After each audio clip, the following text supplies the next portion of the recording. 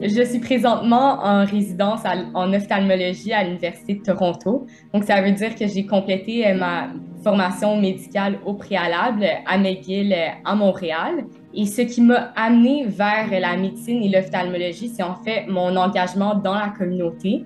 Donc, très tôt, j'ai compris l'importance du bénévolat, l'impact qu'on peut avoir dans notre communauté. Et ça m'a vraiment guidée vers la médecine.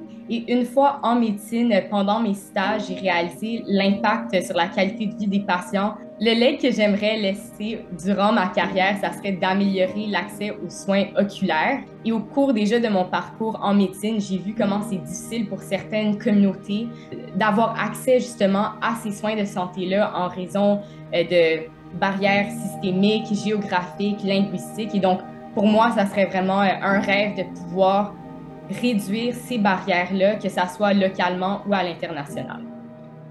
Aujourd'hui, je suis professeure en psychologie à l'Université de Montréal. Je suis chercheur au centre de recherche de l'Institut universitaire de gériatrie de Montréal. J'ai une formation de neuropsychologue, donc je m'intéresse à la relation entre le cerveau et la cognition, et particulièrement à ce qui se passe dans le cerveau et sur le plan de la cognition chez les personnes qui sont âgées. Le conseil que je donnerais à une femme qui débute sa carrière ou qui est en cours de carrière, oui, c'est bien d'avoir des modèles, c'est bien d'avoir des modèles inspirants. Il faut en chercher, il faut en identifier, etc.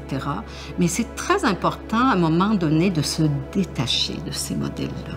Parce qu'il faut avoir confiance que notre style particulier, ce qu'on est, nos particularités, nos forces à nous, ben, elles sont aussi uniques. Donc, je pense à la fois avoir un modèle, mais pas trop, ne pas être paralysé par nos modèles et trouver vraiment notre caractéristique, notre caractère unique.